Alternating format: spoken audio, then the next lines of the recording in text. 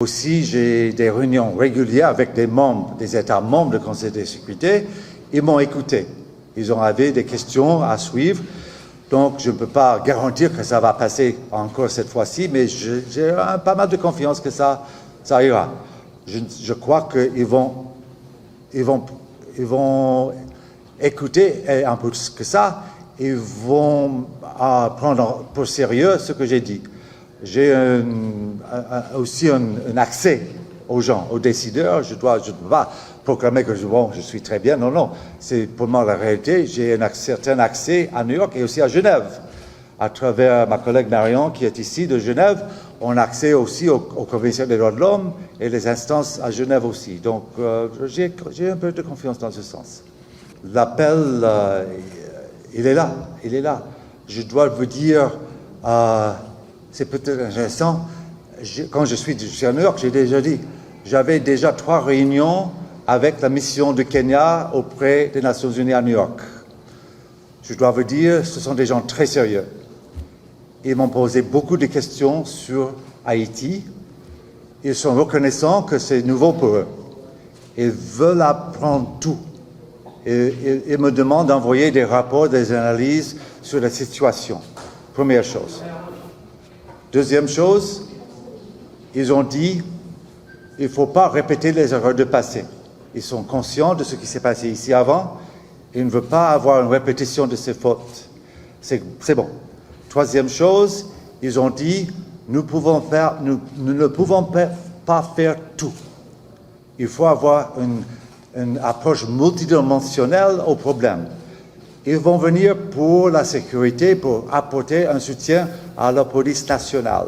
C'est une bonne chose. Pour moi, la sécurité vient avant tout.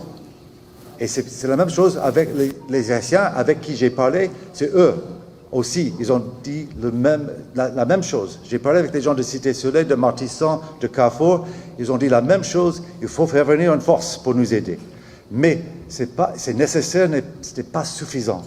Il faut avoir une approche de l'État, des Nations Unies, des agences, des ONG, tout le monde. Après, avec la sécurité, il faut faire face aux problèmes de pauvreté. On doit se demander pourquoi il y a des gangs, pourquoi il y a des gens comme ça. Et comme j'ai dit, beaucoup sur la jeunesse, dans ces quartiers, souvent, ils n'ont aucun autre choix, des fois. Donc, il faut adresser à l'éducation, à l'eau potable, à l'alimentation, au travail, à un avenir, pour adresser le problème de base, de racine. Et pour ça, la force, ils peuvent faire leur travail, mais il y a beaucoup de travail qui reste aux autres. Donc il faut, ça c'est une très bonne connaissance, et c'est la vérité. Si on se limite à la sécurité et à la force, dans 1 an, 2 ans, 3 ans, on aura la même chose. Donc je crois les Kenyans sont en train de préparer leur mission au Nairobi. Je suis en contact avec des gens au Nairobi. Il y a des formations, des informations, des réunions. Ils ont même fait venir des gens qui sont des experts d'Haïti au Nairobi pour faire des briefings là-bas. Donc je crois que les préparations sont en train d'être faites.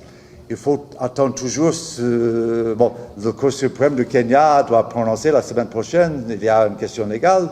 Mais je crois que c'est en train de bouger. Je sais, les gens ici sont très impatients. Ils veulent que les gens viennent tout de suite, mais ça prend du temps. Mais ça, je suis aussi un peu confiant dans le sens que la mission sera faite et sera là dans un temps.